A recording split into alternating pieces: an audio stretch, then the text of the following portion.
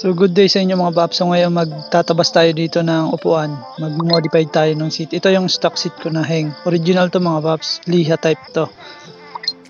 Semi flat seat lang to. So tinanggal ko na. Gusto ko kasing lagyan ng foam sa harap para maging racing seat. Yung DIY lang.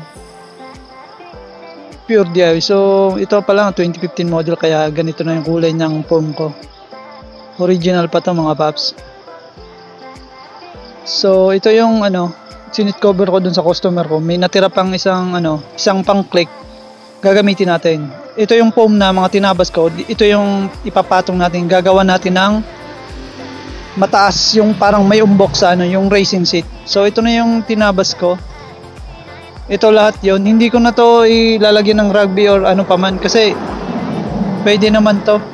Kasi mababanat naman to ng seat cover kapag nilagay na.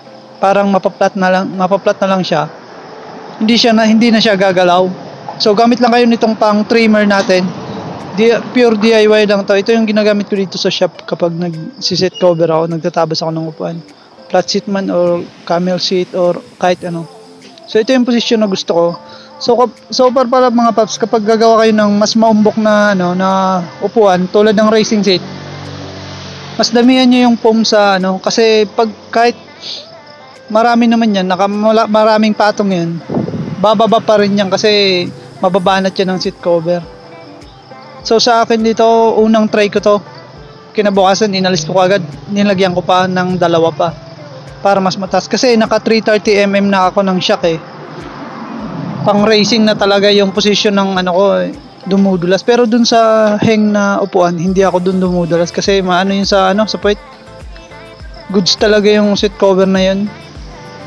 So sa inyo lang kung anong position ang gamit nyo. Ito yung pure DIY talaga. Wala tong rugby, hindi to grinder, wala tong tahe. So ito yung seat cover na nalapat ko na. So far sakto lang to.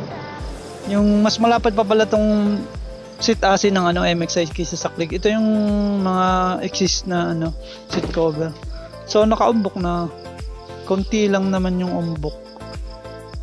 Kinabukasan ito dinagdagan ko to Hindi pa kasi sapat. Tsaka itong stock seat ng click, madulas talaga to. Kapag naka-flat seat to tapos ito yung cover nyo, madulas talaga. Kaya tinaasan ko pa lalo yan. So ito yung unang try ko dito. So ito yung gawa ko. Kinat ko na lang yung mga exist na yan. So hindi ko na yung inalis yung umbok sa gitna kasi para sa passenger na rin yan. Hindi ko plinat na yan. So far okay naman yung gawa natin. Okay naman yung Mas maganda kasi yung seat cover ng click kasi may nakaumbok na, hindi tulad ng universal na flat lang talaga siya yung seat cover niya. Mahirap ipalapat kumbaga. Pero lang naman to. Tinabi ko muna yung hang ko kasi babalik ko din naman yun. Trinay ko lang tong racing seat. So far okay naman yung gawa natin. Pulido naman, wala namang mga ibang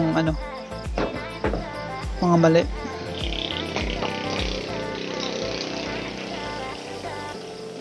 So, di ba? Ganda. Okay naman to. So, ayan. Medyo paumbok lang ng konti.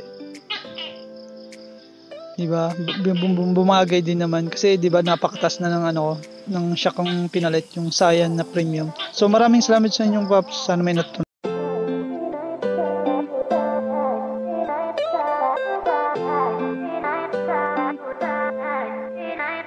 Da da da da.